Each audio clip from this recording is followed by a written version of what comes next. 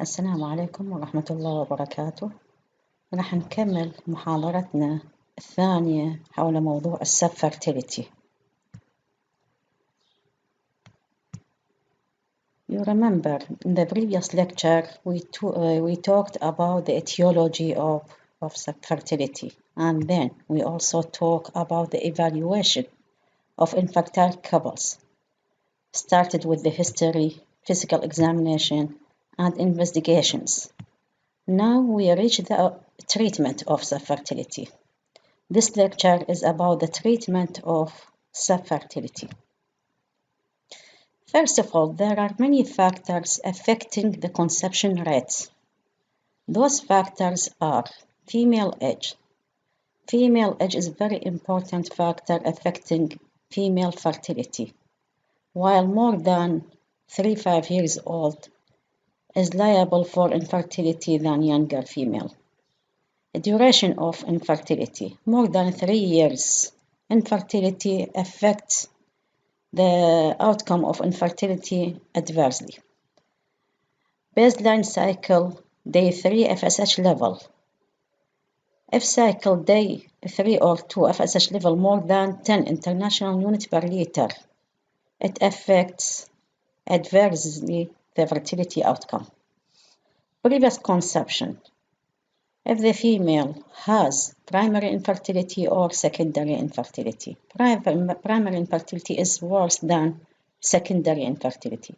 Secondary infertility, that means the female has or had previous pregnancy, whether live birth or abortion. Lastly, sperm function. Severe male factor affect fertility reversely.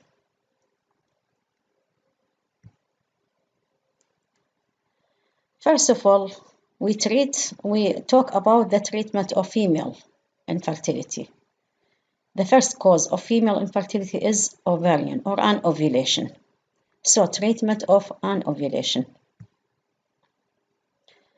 Remember from the previous lecture, we have 3 types of anovulation. WHO classified anovulation into 3 types. First 2 and 3. First class is hypogonadotrophic anovulation. Class 2 is normal gonadotrophic anovulation, and class 3, which is rare, is hypergonadotrophic anovulation. First drug or drug of choice in the treatment of anovulation is the clomiphene citrate or Clomid. What's the Clomid? Clomid is non-steroidal oral agent, has both estrogenic and anti-estrogenic properties. First synthesized in 1956 and used as ovulation induction in 1961. What's the mode of action of clomiphene citrate? Clomiphene citrate first action is central in the hypothalamic receptor. This is central action of clomiphene citrate. A block estrogen receptor in the hypothalamus. So when these receptors are blocked, there will be no any more negative feedback of the estrogen on the hypothalamus. So there will be higher level of GnRH hormones from the hypothalamus secreted and will act on the pituitary gland and causes higher level of both FSH and LH secreted from the pituitary gland. So there will be higher gonadotrophin secretion from the pituitary gland, which acts on the ovary and cause folliculogenesis and ovulation. Second action of clomiphene citrate is direct action on the ovary. Direct stimulatory effect on the ovary itself. What are the indications of Clomid? First of all, is the treatment drug of choice in the treatment of class 2 WHO anovulation, which are normogonadotrophic anovulation. Most common type is polycystic ovary syndrome. Those patients have normal or near normal estrogen level. How we can detect those patients? By progesterone challenge test. What we mean by progesterone challenge test? We give progesterone drugs in the form of tablets, oral or injection. هاي نسميها الحبوب المنظمة. Either oral tablet or injections progesterone if the patient develop withdrawal bleeding, so that's mean the patient has a good level of endogenous estrogen in her blood. Adequate estrogen. This is WHO class 2, which is most commonly found in the polycystic ovary syndrome. Second indication is assisted reproduction technique, like in intrauterine insemination. Third, treatment for unexplained infertility. And the last, treatment of endometriosis to increase the quality of oocyte. No role of clomiphene citrate in hypogonadotrophic hypogonadism patients. Why? Because they already have no hypothalamic or no pituitary function, and the clomid needs intact hypothalamic pituitary axis. Contraindication of clomiphene citrate. Pregnancy, chronic liver disease because it has a first pass to the liver. Functional ovarian cyst. When we have functional ovarian cyst, so the clomid will enlarge this cyst. History of visual disturbance. Side effect of clomiphene citrate. First of all is the anti-estrogenic effect of it.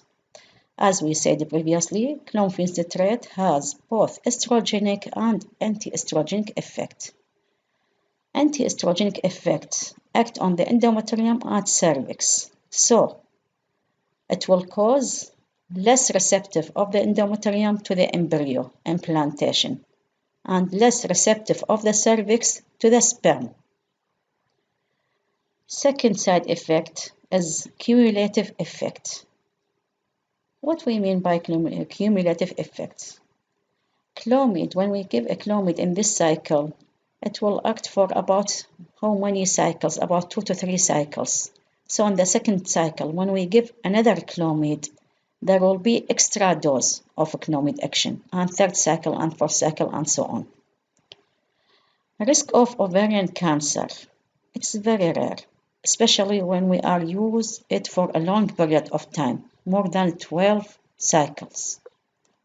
Multiple pregnancy, especially twin pregnancy, in about 10%. Ovarian hyperstimulation syndrome is rare with the clomid, less than 1%. Hot flush and nausea. Visual disturbance. What about the dose of clomid? The clomid drugs is a tablet, oral drug, of about 50 mg each tablet. So we can use 1 to 3 tablets per day. That's mean 50 to 150 mg per day. 1 to 3 tablets. Start from the cycle day 2 or 3 for 5 days. Maximum 5 days per cycle.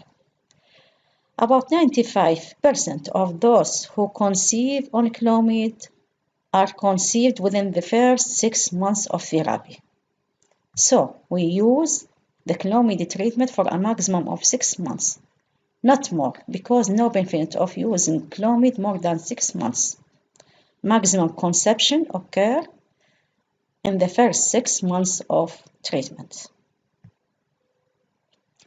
30% of women with the clomid fail to ovulate by serial ultrasound. That's mean when we give clomid in the cycle day 2 and then the patient comes in the cycle day 13, we will see by ultrasound there is mature follicle, and then after 2 days we see the same mature follicle and then get luteinization without rupture of the follicle. The follicle not ovulate in 30% of the patients. So we used pregnil or HCG for induction of ovulation in those patients. And this is given to trigger the ovulation when there is 1 to 3 follicles more than 18 mm in diameter.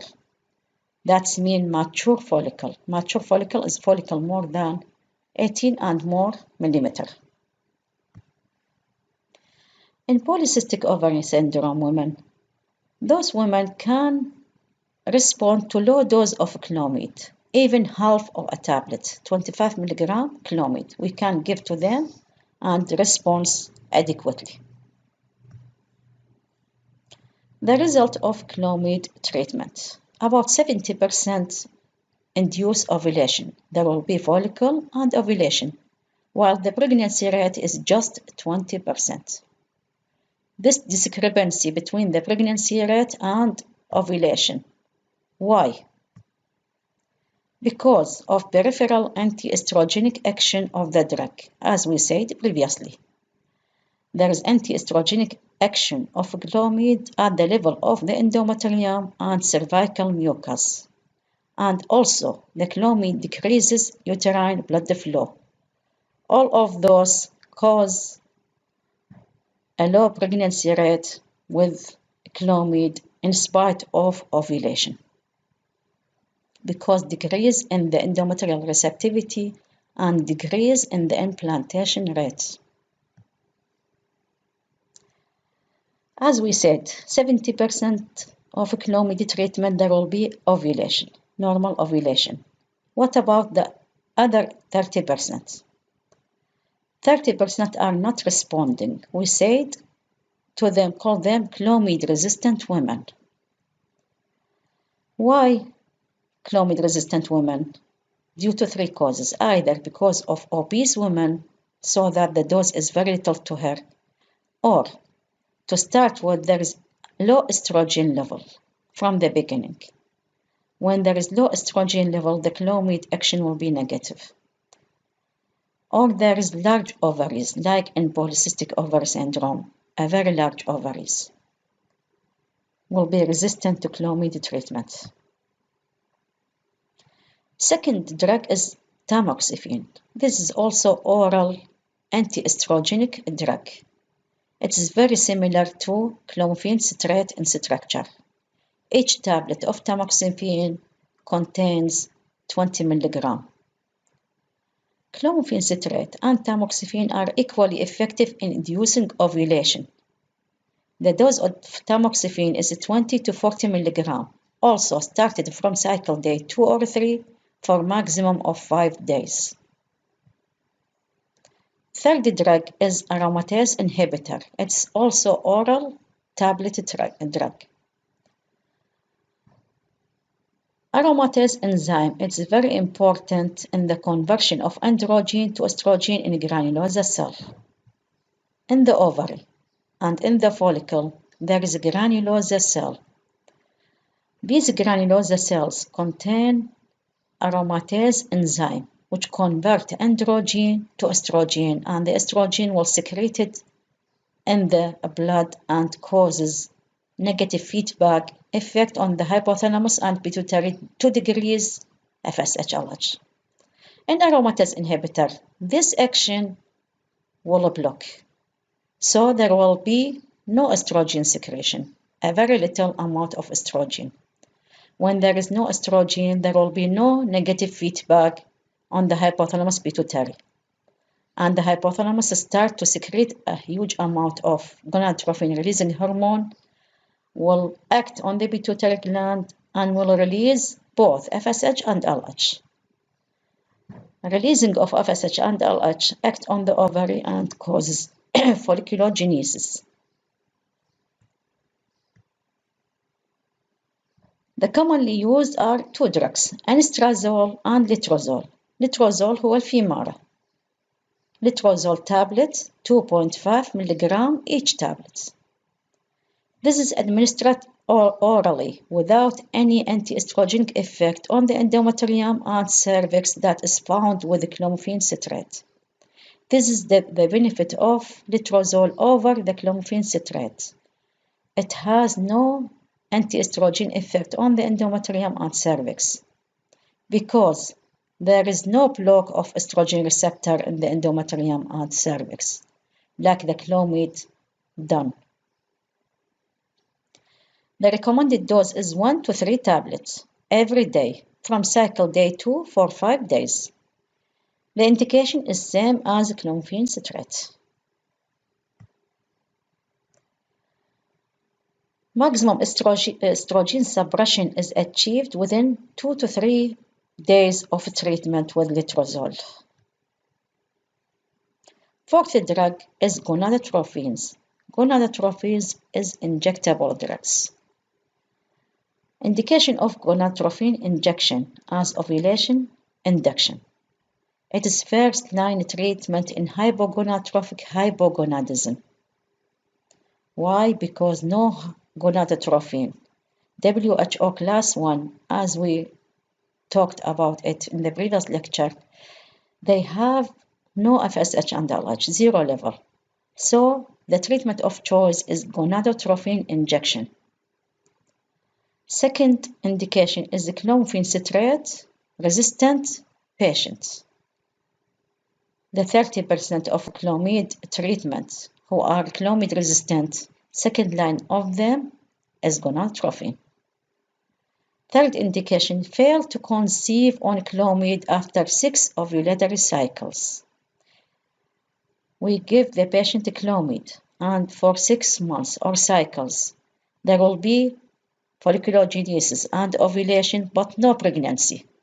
Then we change to gonadotrophins. Last indication is in vitro fertilization. We use injectable treatment. Why? Because we need 3 and more follicles. The commonest gonadotrophin preparation are human menopausal gonadotrophin. Menopausal gonadotrophin extracted from the urine of menopause, like humagon, minigon, marional, and bergonal. Human menopausal gonadotrophin injection has 1 to 1 ratio of FSH and LH, has 75 international unit FSH and 75 international unit LH. Purified HMG like Menopur, purified mean no protein with the injection, so less sensitivity will be occur. Purified FSH like Metrodine. This injection contains only FSH, about 75 international LH, with about just 1% LH. It's IM injection. Highly purified FSH, like highly purified Metrodine, which contain 75 international unit FSH and less than 0.1 international unit LH. So this can be given subcutaneously because it's highly purified and contain a little amount of protein. So it will be no hypersensitivity reaction to the drug. Commonest drug used in infertility are recombinant FSH, not a human being injection. The previous 4 are human being, extracted from the human being.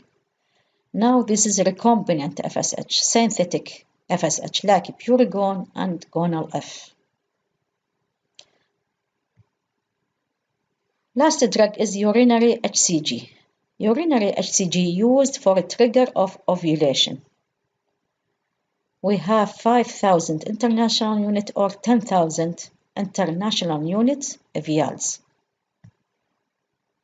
Maximum dose of gonadotrophin for treatment of anovulation is 225 international units per day. That's mean 3 injections per day. Maximum duration of treatment is 1 year. Pregnancy rate is about 50 to 75%, which is much more than clomiphene citrate. When endogenous LH is elevated, FSH alone is better treatment, as in polycystic ovary syndrome. Polycystic ovary syndrome give them only FSH treatment without LH. Side effects of gonadotrophin. Common side effect is multiple pregnancy, which is about 34%. Second side effect is ovarian hyperstimulation syndrome. The mild form is more than 5%, severe form is about 1%. So because of those Side effects. The women with gonadotrophin treatment required monitoring. How we monitor women with gonadotrophin treatment? First of all, by serial ultrasound. Second, by evaluation of serum estradiol level. If by ultrasound there is more than 3 mature follicle, plus minus high estradiol level, we should stop HCG injection and ask the couple to avoid sexual intercourse because the risk of both multiple pregnancy and ovarian hyperstimulation syndrome. 5th drug is GnRH hormone, gonadotrophin releasing hormone. This is hypothalamic hormone, the first hormone in the reproductive system. This is used for hypogonadotrophic anovulation due to hypothalamic dysfunction with intact pituitary gland. Gonadotrophin releasing hormone is the treatment of choice in this group of patients due to hypothalamic disorder. How we give it? We must give it in a pulsatile manner, like the natural or endogenous gonadotrophin releasing hormone. Naturally, gonadotrophin releasing hormone secreted from the hypothalamus in a pulsatile manner, not continuous. Also, the gonadotrophin from the pituitary gland secreted in a pulsatile manner. So, we use a computerized mini pump. It releases 10 to 25 micrograms subcutaneously or 5 microgram IV per each pulse. The pulses every 60 to 90 minutes, every 1 hour or 1.5 hour.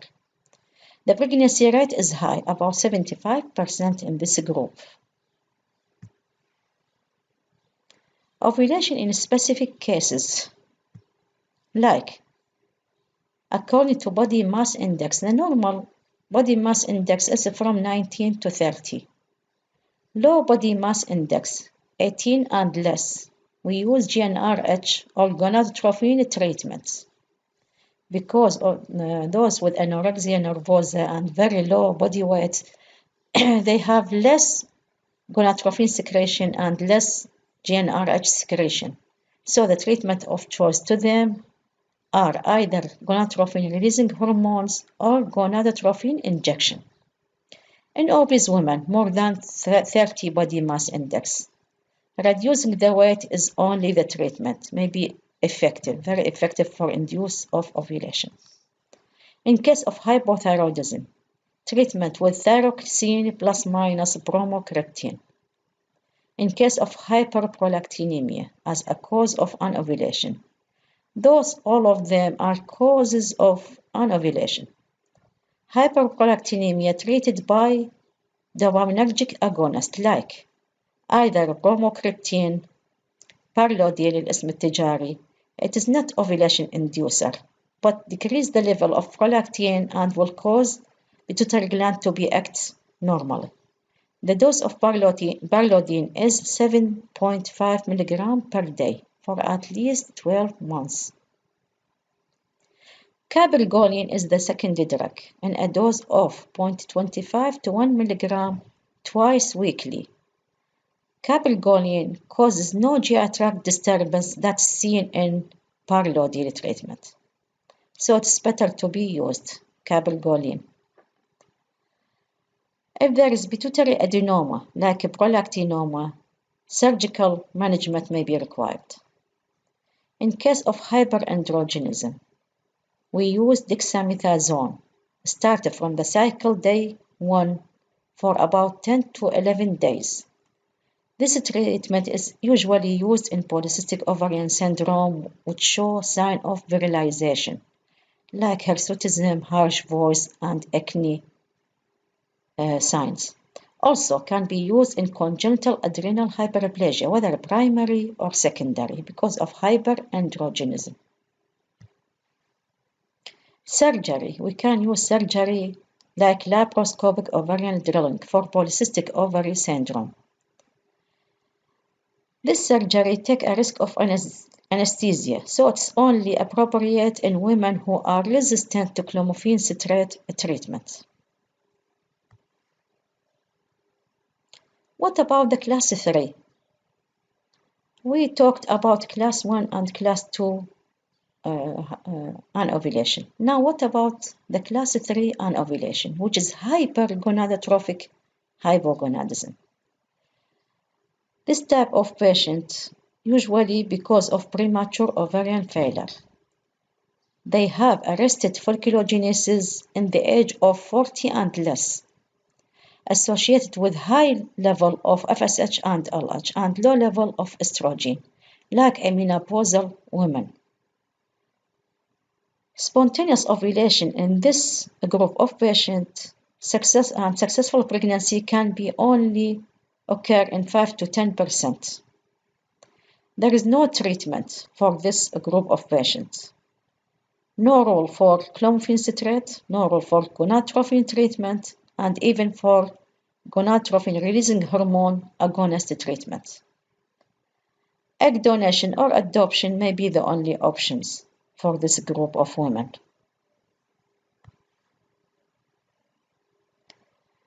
We finished ovulation induction. We finished treatment of anovulation. Now, the second cause of female infertility is the tubal factor. So what about the treatment of tubal disease? First of all, surgery. The treatment of tubal disease aims to restore normal anatomy of the tube. Chance of success depend on the severity of the damage and the location of the damage in the tube, as well as the skill of the surgeon. For peri-tubal adhesion, can be removed by laparoscopic adhesiolasis.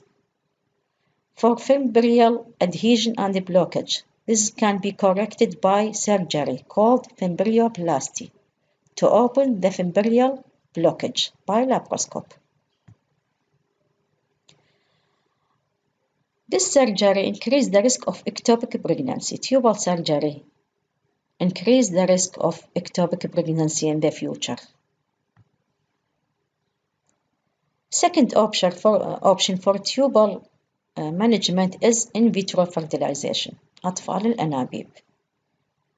If there is severe tubal damage that is not repairable, or if the surgery failed to restore patency, we did surgery to the tube and it is failed to restore the normal anatomy and action of the tube. So the treatment of those group is in vitro fertilization, IVF. In this group, if there is hydrosalpinx means blocked tube and swelling of the tube with the accumulation of fluid inside the tube. If this is present, it's advisable to remove it by salpingectomy. Remove the diseased tube before IVF. Why? Because it affects the success rate of the IVF. Decrease the pregnancy rate after IVF. So we must remove the hydrosalpinx before IVF treatment. Third management is the management of uterine causes. Asherman syndrome. Asherman syndrome is adhesion inside the uterine cavity. We can remove the adhesion by hysteroscope. This is the hysteroscope. A scopic surgery enter inside the uterine cavity for both diagnosis and therapeutic. If we see adhesion, like in Asherman syndrome, we can remove the adhesion. If there is submucous myoma, also we can remove it either by hysteroscope or by laparoscope. Any uterine anomalies like uterine septum can be removed by hysteroscope also. What about the male subfertility? Management of male subfertility. In case of hypogonadotrophic hypogonadism, when there is no gonadotrophin secretion from the pituitary gland, the causes of hypogonadism are either hypothalamic or pituitary dysfunction, so the treatment of choice is gonadotrophin and HCG to restore spermatogenesis. In case of idiopathic oligospermia, gonadotrophin therapy is ineffective, so intrauterine insemination or IVF may be the appropriate treatment for this group of patients. In case of idiopathic oligospermia, either we do intrauterine insemination if the seminal fluid parameter is a little bit good, or IVF if the seminal fluid analysis parameters are very bad. In case of obstructive azoospermia, can be offered sperm aspiration and followed by IVF. We aspirate the sperm from the epididymis and then go for IVF. In case of testicular azoospermia, azoospermia means no sperm in the ejaculate, and the cause is testicular. So we do testicular biopsy and then do intracytoplasmic sperm injection, ICSI. 25% of men with abnormal seminal fluid analysis have varicocele. There is no evidence that surgical ligation of varicocele can improve pregnancy rates. Antioxidants like vitamin C, vitamin E, and glutathione can improve seminal fluid analysis parameters, but in the absence of data till now for definitive outcome on the pregnancy rate. Clomiphene citrate, androgens, and bromocriptine are of no benefit on semen parameters. Next lecture will be assisted reproductive technique. Thank you so much for your listening.